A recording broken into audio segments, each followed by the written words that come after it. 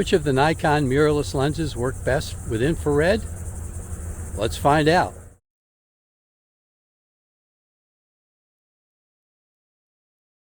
Welcome to another video. In this one I'm going to test the Nikon 20mm, 50mm S lenses, the 24-120 S lens, and the 24-200. And I'm going to see which ones have hot spots, which ones might not. Maybe the hot spots start at f8, f10. Well, let's find out together if any of them are good for infrared. I've decided on this composition or thereabout. I'm going to shoot everything at ISO 100.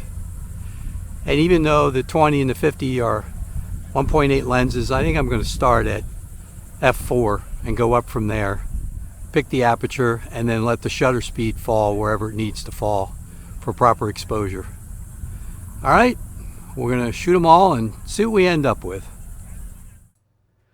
I've worked up some of the images to show you, and let's start with the 20mm lens.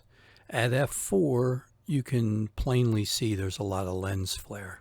I've noticed that on some of the other images that I took a few days earlier when I first started playing around with the infrared, but there's clearly lens flare with the 20mm. Not any hot spots, but you do get some lens flare, so be aware. When you get to f10, that's when you'll start to see a little bit of a hot spot. So up through f8, you're pretty safe as long as you can get rid of the flaring. By f16, you can clearly see there's a hot spot. I don't know how well you can see it on the computer, but it's clearly there by f16. The 50mm S lens at f4, no flare, no hot spot. It works really well for infrared. Even the other times I've used it, didn't see a problem at all. When you switch out even to f10 or further on, there's still no flaring, no hot spot. Here's one at f16. And you can plainly see as far as the lens flare, it clearly outshines the 20mm. I think the wider apertures have a little bit more problem doing infrared. The 24-120, I did it a few different ways. We're going to start at 24mm, and by f5.6 you can start to see a little bit of a hot spot. So again, the wider apertures seem to have problems with either lens flaring or a little bit of a hot spot. The 20mm didn't have the hot spot, but it did have flaring. 24-120, no flare, but a hot spot. And by the time you get to f16 on the 24-120, you can plainly see the hot spot. So be aware at 24mm, probably not the best. But then when you get to 50mm, it isn't until about f10 that you start to see a slight hot spot. But up till then, you really don't see it.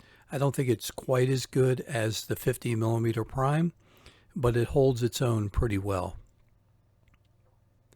When you get out to 110mm, even at f16, no flaring, no hot spot. So I think the 24-120 S lens, if you don't use it too wide, it's usable. The 24-200 I had a lot of problems with. At 24mm 5.6, it already has a hot spot, and I ran a bunch of different tests. Probably not the lens I would use if I was doing infrared. I think you can use it, but be aware the clear winner seems to be the 50mm prime. And then second would be the 24-120. The 20mm as long as you can adjust for the lens flaring. And then the 24-200 would probably be my last choice. All right, well, thanks for watching. I hope you learned something. I know I did.